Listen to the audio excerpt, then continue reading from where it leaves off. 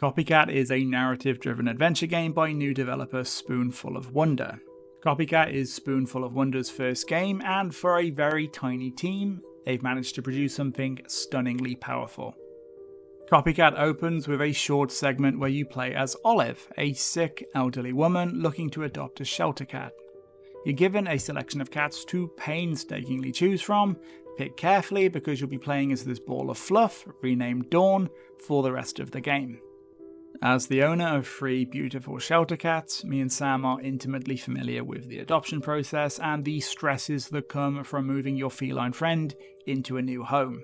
The first chapter of the game expertly captures this chaos. Destroyed furniture, bites, scratches, and terrified cats squeezed into places in your house you have never even thought of before. Copycat's description reveals at some point during the game, Dawn loses their spot in their newfound home because of the machinations of a jealous stray. From that and the trailer, I thought we might be getting something a bit Twilight Zone, but Copycat actually ends up telling a pretty grounded, pretty heart-wrenching story that kind of feels like Homeward Bound and Toy Story 2 had an emotionally devastating cat baby. I can't say exactly what I want to because of spoilers, but let's just say that Copycat features one of the most diabolical, disgusting villains in all of video game history. No hyperbole. As you play through the game, you'll learn that Dawn the cat has lived a very hard life, full of trauma and abuse. And it's through this hardened lens you'll be viewing the world around you. Dawn's story is told via her inner monologue, which appears as text throughout the world. Quotes like, "I didn't realise I could still purr," score direct hits to the soul, and they just keep coming as the game goes on.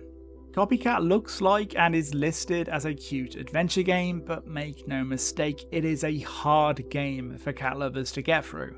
I'll hold my hands up and admit I spent most of the second half holding back tears. There's no graphic scenes or anything like that, but experiencing Dawn enter this new home with her guard so fiercely up, for her slowly to soften and warm to the idea, only for everything to fall apart, is more than enough to give this old softie a bad case of the super sads. It's worth mentioning the game also deals with pretty serious non-cat related themes to do with terminal illness, which is probably as much as I can say without wading into spoiler territory. They do their best to lighten the tone with a comical Stanley Parable-like narrator that comments on what you're doing like it's a nature documentary. The narrator's got some good lines and a decent amount of sass that manages to provide some much needed levity. There's nothing overly taxing in Copycat's gameplay, which trades off sections of interactive exploration, linear cat forming segments, endless runner scenes, and the occasional quicktime event. There's just enough variety to keep things engaging, and the more abstract dream levels where you're transformed into a large black panther gives us a gloomy narrative insight into the sort of strength Dawn wishes they had.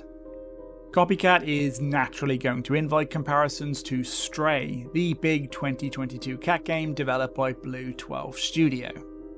Copycat is less technically sound than Stray, feeling rougher around the edges, a bit more basic, and with a frame rate that really struggles in some sections, at least on my PC.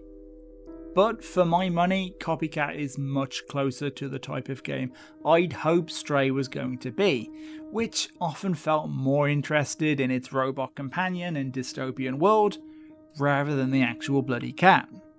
Copycat puts the emphasis exactly where it should be, on Dawn's heart-wrenching story and themes like abandonment and responsibility. The catchy soundtrack helps pull up Copycat's production value, and with the right lighting, some levels are not bad lookers, but these are mostly the exception rather than the rule. If you like the small cat details in Stray, Copycat won't disappoint. The devs are clearly big cat lovers, and the game is full of adorable catitude, including little things like cats kicking in their sleep, wiggling their butts before they pounce, and a thundering heartbeat via a rumble in the controller as they do something they can't help not to, but secretly know is a bit naughty.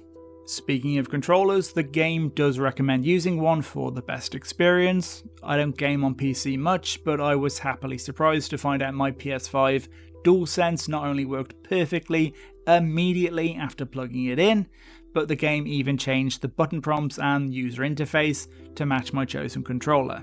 I don't know how much I agree about the game's concluding message and ending, which didn't quite land perfectly for me, but it's undoubtedly given me a lot to think about. Copycat isn't a long game, coming in at around 3 hours, but pretty much every minute of it is going to be at the back of my mind for some time. My own cats are going to be spoiled with bonus treats and extra pets for many weeks to come, and I feel that'll probably be the same for most cat owners who play this, which, to be fair, ain't a bad legacy for your first ever game. As we mentioned at the top of the video, Copycat is Spoonful of Wonder's debut. Considering they're a tiny team of 3, the fact that they've produced one of the most emotional games I've ever played in my life is super impressive, and I'm excited to see whatever they do next. Copycat is set to release on September 19th, exclusively on Steam, with the PS4, PS5, Xbox Series S and X, and Nintendo Switch versions coming at an as yet unknown future date. We'd love to know if you're considering getting Copycat, let us know what you think of the game, and if you have any questions not covered in our review, just give us a shout in the comments below, and why not give our video a like while you're down there. For more top video game discussion, remember to subscribe to Ugly Sofa Gaming.